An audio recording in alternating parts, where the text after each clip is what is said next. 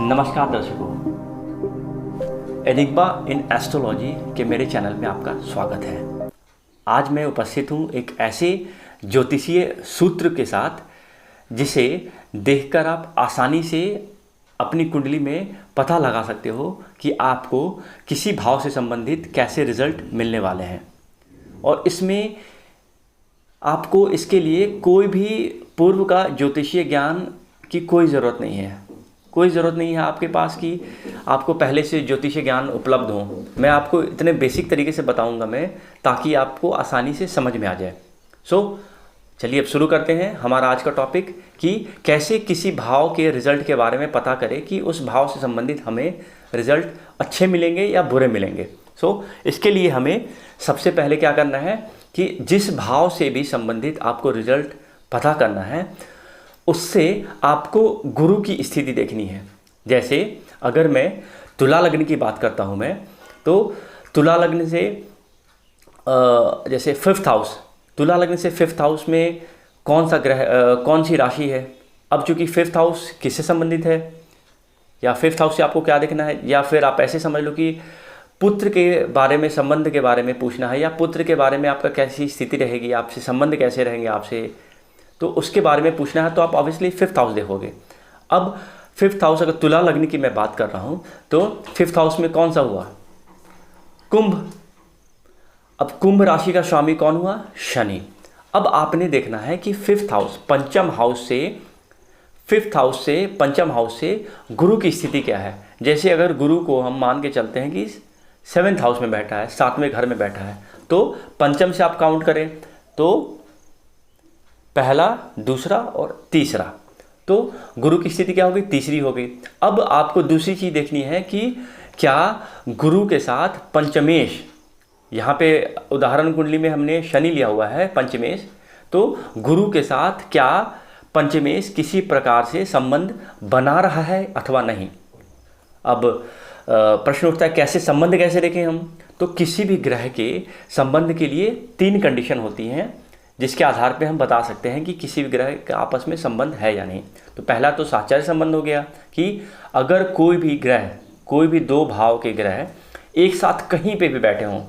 जैसे यहाँ पे हम अगर गुरु और शनि की बात कर रहे हैं, पंचमेश गुरु है और पंचमेश शनि है तुला लग्न में, और सप्तम में गुरु बैठा हुआ है। तो अगर शनि सप्तम हाउस में आके बैठ जाए तो क्या है, गुरु ऑलरेडी वहाँ पे बैठा हुआ है, तो सप्तम हाउस में गुरु और शनि में संबंध बैठ गया, तो ये एक संबंध हो गया। तो पहली कंडीशन है संबंध स्थापित होने की किसी भी 2 ग्रह के बीच में, 2 राशि के बीच में, कि पहला तो एक साथ बैठे हो कहीं पे। दूसरा, स्थान परिवर्तन योग होता है। स्थान परिवर्तन कैसे होगा, तो अगर मान लो आपकी वृश्चिक लग्न की कुंडली है, तो वृश्चिक लग्न के लग्न में क्या होगा, लग्न के लग्नेश कौन होगा, लग्नेश होगा मंगल। अब सप्तम हाउस में आ जाओ आप, 7th हाउस में का स्वामी कौन होगा, शुक्र। अब शुक्र जाकर लग्न में बैठ जाता है और लग्न का स्वामी मंगल 7th हाउस में बैठ जाता है, तो ये क्या हो गया आपका स्थान परिवर्तन। तो दूसरा जो संबंध मैं बता रहा हूँ वो होगा आपका स्थान परिवर्तन का। अब आ जाओ तीसरा संबंध। तीसरा संबंध अगर मान लो कि आपका 5th हाउस में, जैसे वृश्चिक लग्न में ही मैं एग्जांपल लेता हूँ मैं, कि 5th हाउस में का स्वामी गुरु है, ठीक है, और इसके बाद 9th हाउस का स्वामी, चूँकि कर्क राशि 9th हाउस में होगी, तो 9th हाउस का स्वामी हो गया आपका चंद्रमा। अब चंद्रमा आकर 5th हाउस में बैठ जाए और पंचमेश गुरु, वृश्चिक लग्न में पंचमेश गुरु आकर 9th हाउस में बैठ जाए, तो ये क्या हो गया, दोनों ने स्थान परिवर्तन कर लिया। चंद्रमा गुरु की राशि में चला गया और गुरु चंद्रमा की राशि में चला गया, तो ये आपका स्थान परिवर्तन योग होगा। तो 3 प्रकार के संबंध स्थापित होते हैं ज्योतिष में। तो इन्हीं संबंधों के आधार पे आप बता सकते हो कि हाँ, किसी 2 राशियों के बीच में संबंध है नहीं। अब आते हैं वापस हम अपने टॉपिक पे कि एक तो पहले हमने देखा कि जिस भाव से संबंधित आपको देखना है उसमें उसकी उस भाव से गुरु की स्थिति क्या है, ठीक है। और दूसरा हमें देखना है कि गुरु का उस पर्टिकुलर भाव के स्वामी से कैसा कोई संबंध स्थापित हो रहा है या नहीं हो रहा है। तो अब यहाँ पे शनि की हम बात कर रहे हैं, तो गुरु एक तो जैसे 7th हाउस में चला आया तुला लग्न में, तुला लग्न की का ही एग्जाम्पल हम ले रहे हैं अभी। तो गुरु 7th हाउस में चला आया। अब शनि क्या कहीं से संबंध स्थापित कर रहा है?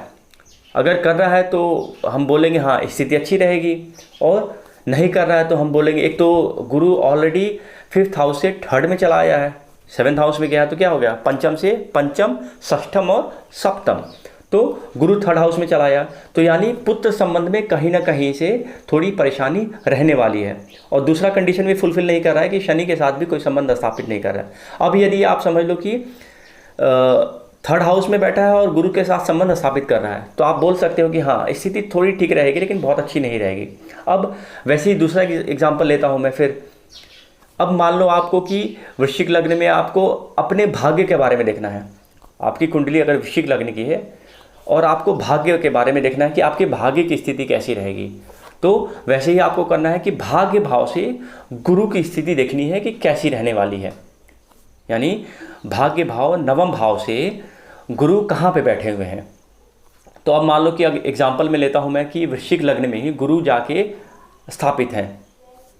तो गुरु, अब आप काउंट करोगे भाग्य भाव से गुरु से लग्न कितने दूर है, तो 5th हाउस देखोगे आप, 1 2 3 4 5, तो गुरु पंचम में स्थित है। तो देख लिए यहाँ तो ऐसे ही केंद्र त्रिकोण संबंध स्थापित हो रहा है, तो वैसे ही अच्छा है। दूसरा, भाग्य भाव के बारे में आप देखना चाह रहे हो, तो भाग्य भाव से गुरु 5th हाउस में बैठा तो वो कंडीशन अच्छी होगी। अब मान लो कि गुरु तो लग्न में बैठा हुआ और चंद्रमा अपने ही भाव में अगर बैठा रहे, तो क्या हो गया, गुरु वहाँ से 9th हाउस का जो स्वामी होगा, भाग्येश जो होगा, उससे संबंध स्थापित कर रहा है। तो एक तो कंडीशन फुलफिल कर रहा है कि हाँ पंचम हाउस में बैठा है, 9वें भाव से पंचमस्थ है गुरु, और दूसरा संबंध भी स्थापित हो रहा है नवमेश के साथ गुरु का। तो आप कह सकते हो कि आपका भाग्य बहुत अच्छा रहने वाला है। अब वैसे ही आप उसी लग्न में, वृश्चिक लग्न में ही गुरु वृश्चिक लग्न में बैठे और चंद्रमा आके 7th हाउस में बैठ जाते हैं, तब भी आप बोल सकते हो कि चूंकि गुरु पंचम भाव से 9वें भाव से पंचमस्थ हैं और साथ में गुरु 7th हाउस में बैठे नवमेश को भी देख रहे हैं, तो इससे भी संबंध स्थापित हो रहा है। तो भी आप बोल सकते हो कि हाँ आपका भाग्य बहुत अच्छा रहने वाला है, आप जो भी काम करोगे उसमें आपको भाग्य का साथ मिलने वाला है। तो ये छोटा सा एक सूत्र था जिसके माध्यम से आप बिना किसी पूर्व के ज्योतिषीय ज्ञान के आप बता सकते हो कि आपका उस पर्टिकुलर भाव से संबंधित रिजल्ट कैसा रहने वाला है।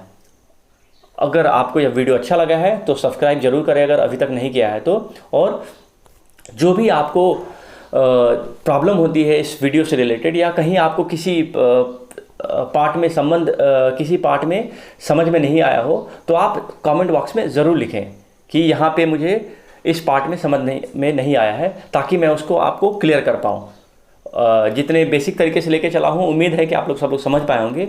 फिर भी लेकिन थोड़ी बहुत वैसी स्थिति हो सकती है जिसमें कहीं पे नहीं समझ में आया, तो आप कमेंट बॉक्स में लिख लें और आसानी से मैं आपको दोबारा उसको लिख के रिप्लाई दे के आपको समझा पाऊँगा। तो मेरे इस एनिग्मा इन एस्ट्रोलॉजी चैनल पर बने रहने के लिए बहुत बहुत धन्यवाद। नमस्कार।